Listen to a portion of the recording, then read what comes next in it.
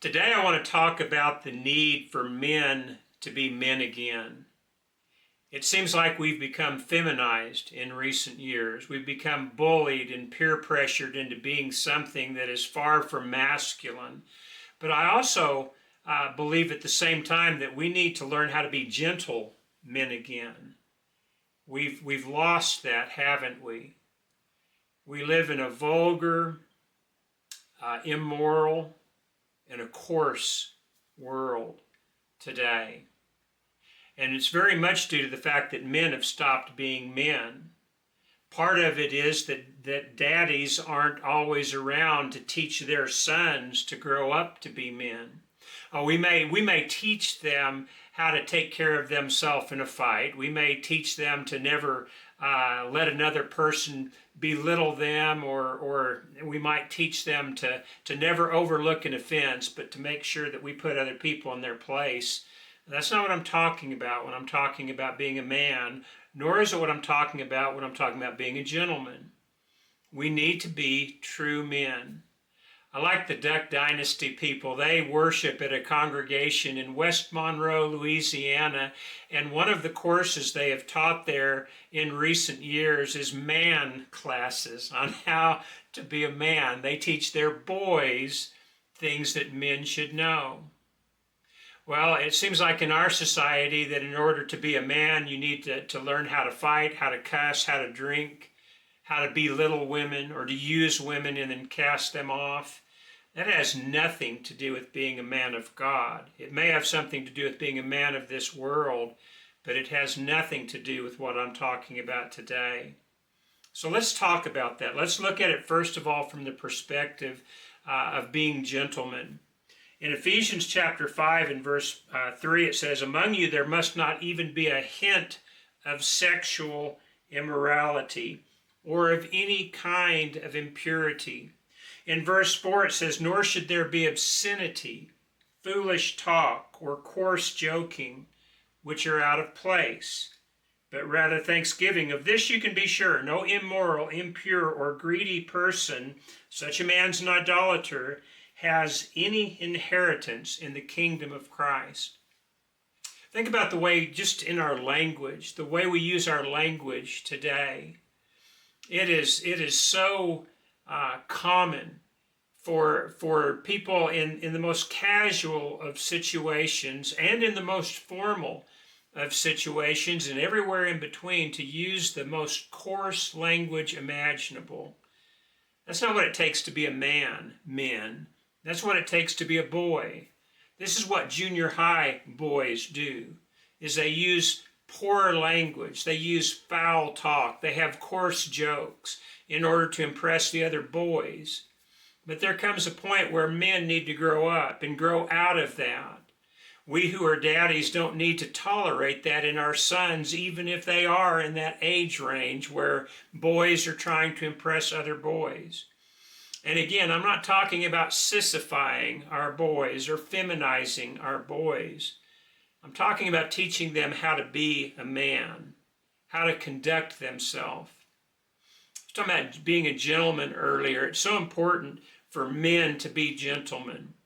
We need to know how to treat ladies. We need to know how to treat our wives. We need to go back to holding the doors open for ladies who are in our presence, rising when they come into our presence, taking our hats off, things that are just matters of small courtesy and maybe of small account to some people, but they add up to a respect for women, and we need to have that respect for women. I believe we've lost that. Now, part of it is a certain segment of society's women that have caused us to do that. I remember a preacher saying years ago that he held a door open for a woman, and she said, "I hope you're not holding that door open for me because you think I'm a lady." And he said, "No, ma'am, I'm holding this door open for you because I'm trying to be a gentleman." See, in our era, we were raised to hold the door open for ladies, to let them go first, to stand in their presence, to treat them with courtesy, to never use foul language in their presence. And I realize that there are some women who are not ladies, and I realize that these women are going to be offended if you treat them like a lady. You'll figure out who to treat like a lady and who not to. That doesn't mean use bad language in their presence or treat them in a rude fashion, but if they don't want the door held open for them, honor that request. If they don't want common courtesies, honor that request as far as you can. That doesn't mean that you stop being a gentleman when the situation calls for it, but this is part of being a man. Another part of being a man is protecting those who are weaker than us. Whether we're talking about children, whether we're talking about our wives, who are certainly not weaker mentally than us. Most of us who are married figured out years ago that we are the weaker partner when it comes to our intellect. But I'm talking now about the natural position that men used to hold. In the history of the world, they held this for thousands of years. But in recent years, with this equality movement that we've had, we've seemed to have wanted to say that women are just as strong as men. And so we let men go into the women's athletics, and we see that it doesn't work, because there are certain things just about physiology that God has built into us that does give us a certain amount of extra strength. This has to do with biology, not bias.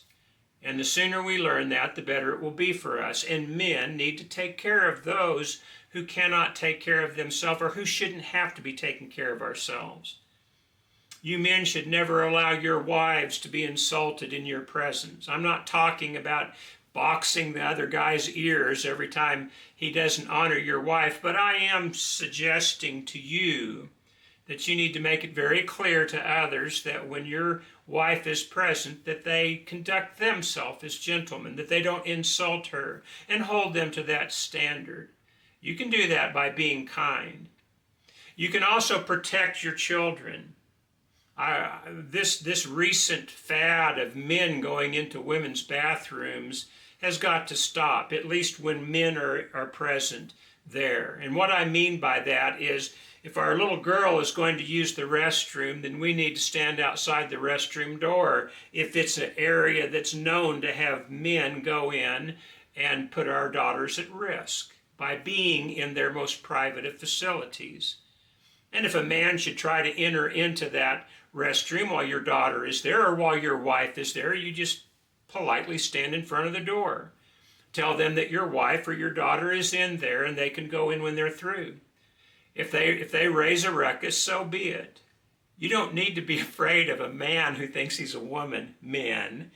You don't have to be impolite either, nor do you have to become physical with them. They may become physical with you, and at that point, if you're defending your wives and your daughters, you have every right to do that.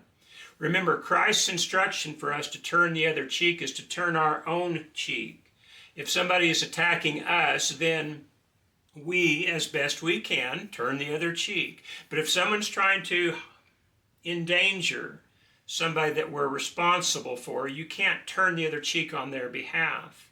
We've got to stop doing that. We've got to stop thinking that that's part of being a man or a godly man. Jesus has never expected men to stand idly by while the innocent are put in danger. And so we need to learn the difference between somebody insulting us and somebody endangering our children, or our wives. And so learn how to be a man in that situation as well. And then, this is for daddies, you learn how to be a man when it comes to your children. Continuing on in the book of Ephesians, now we're in Ephesians chapter 6, and it begins with a passage we're all familiar with. This is a quote or a command from the Old Testament that has been carried over to the Christian dispensation. It says, "Children, obey your parents in the Lord, for this is right. Honor your father and mother." Well, whose responsibility is that? Often we say, well, that's strictly the child's responsibility, and it becomes their responsibility more and more the older they get. But we have an obligation to train them to honor us and to respect us, and we need to give them somebody who is worthy of honor and respect. And then it says this, "Fathers, do not exasperate your children, but instead bring them up in the training and admonition of the Lord. I've seen grown men that pick on their children as if they're trying to start a fight. We don't need to do that. We don't need to be abusive towards our children with our discipline, but we do need to have discipline. There's not that fine of a line between the two. I think that we can still have a physical punishment with our children without having abuse. But the point of all this is children have to learn to honor their parents and respect their parents. Otherwise, how are they ever going to learn how to honor and respect their Heavenly Father? And so you have a duty to do that without exasperating them. In other words, your motivation with this is love, and you show that love to them, and you bring them up, by the way, with a gentleness, but also a firmness. This is the way you're going to act. This is the way I expect you to react. And when you do, you'll be rewarded for this. And you'll certainly meet with our approval. But if you don't, well, there's a punishment attached to that as well. This is part of men being men when it comes to being parents. We love our children. We teach them to honor and respect us. We don't exasperate them unnecessarily. And so when we learn to do this, we'll learn to raise godly children who will become godly adults. Backing up a little bit, in Ephesians chapter 5 and verse 25, it says, "Husbands, love your wives as Christ loved the church and gave himself up for her." The idea is that we do have a sense of responsibility towards our wives. We have the utmost regard for them, the utmost respect for them. We do love them with all of our hearts. And we treat them well, and we protect them when they're in danger.